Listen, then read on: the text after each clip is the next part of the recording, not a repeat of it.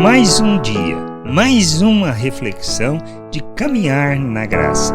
Bem-vindos a mais esta reflexão. O que a gente precisa entender acerca do reino de Deus não se trata de nós, não se trata do que pensamos, mas de sermos fiéis, ou seja, da nossa fidelidade com relação ao Senhor e à sua vontade, de honrarmos o seu nome, de sermos como Cristo, ou seja, de seguirmos o seu exemplo e sermos fiéis à vontade do Pai. Não se trata do que a gente pensa, acha da nossa capacitação, do que Deus nos preparou. Não se trata de nós, mas de dependermos inteiramente dele para vivermos neste mundo segundo a sua vontade, honrando e glorificando o seu nome e sendo instrumento e expressão da justiça, da sua vontade neste mundo. Paulo, escrevendo aos Coríntios em sua primeira carta, fala sobre isso. Não eram eles eram meros cooperadores de Deus e que dependiam inteiramente de Deus. E em 1 Coríntios 4, versículo 1 e 2, Paulo afirma: assim, pois, importa que todos nos considerem como ministros de Cristo e encarregados dos mistérios de Deus. Ora, além disso, o que se requer desses encarregados é que cada um deles seja encontrado fiel. Nós precisamos ter esse entendimento de forma clara, que fomos designados, à medida que nós amadurecemos, que crescemos na fé, que entendemos a vontade de Deus, que seguimos o modelo de Cristo. Nós não estamos falando de vontades de pessoas, nem dos seus interesses de dominar e de exercer domínio sobre o rebanho. Não estamos falando de falsos mestres, nem de falsos, vamos dizer assim, profetas, mas de pessoas que estão comprometidas com a vontade de Deus. Então, à medida que elas amadurecem, que crescem, compreendem a vontade de Deus, são designadas para serem instrumento de edificação do corpo, o crescimento do corpo, levando não só a própria pessoa à maturidade, ou seja, a nós mesmos, mas também aqueles a quem vamos dizer assim, foram confiados a nós, para que nós possamos ser instrumento de justiça e expressão da graça, conduzindo cada um à maturidade. É deste processo que nós estamos falando. É desta realidade, de sermos instrumento na vida das pessoas. Não se trata de nós. Temos que ser fiéis ao Senhor e à sua vontade, não ao que pensamos.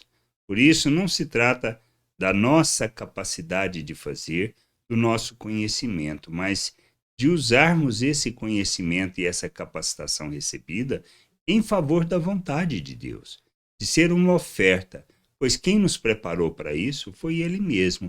O caminho que trilhamos, a nossa formação, a nossa experiência de vida, experiência profissional, tudo que nós fizermos ou que nós já fizemos, são maneiras que Deus nos prepara para que a gente possa cumprir a sua vontade. Exemplo, nós temos Moisés, José.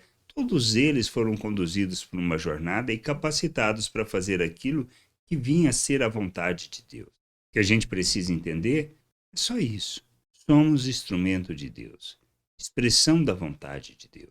Temos que ser fiéis ao Senhor, honrar o seu nome e glorificar o seu nome, nos comprometer com Ele, não nos deixarmos ser corrompidos pela realidade do mundo, pela forma de pensar do mundo, achando que qualquer coisa procede de nós ou de nossa capacitação. Mas dependemos do Senhor. Dependemos inteiramente dele para glorificar o seu nome, para viver a sua vontade, para expressar a sua vontade neste mundo.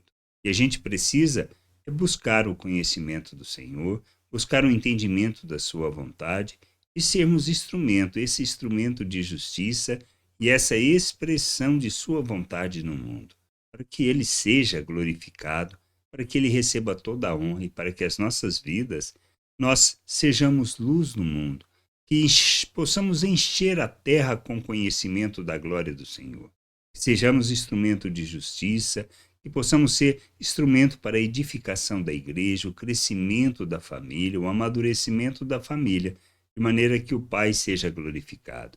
Que a gente possa entender isso, compreender essas coisas e sermos oferta em favor da vontade de Deus, glorificando o seu nome. Graça e paz sobre a tua vida. Amém. Você acabou de ouvir uma reflexão de caminhar na graça. Se você gostou, curta, compartilhe, leve esta mensagem a outras pessoas, para que elas também possam compreender e entender a vontade de Deus. E leia as Escrituras, pois ela é a base, o fundamento para você julgar tudo o que você tem lido e aprendido acerca da vontade de Deus.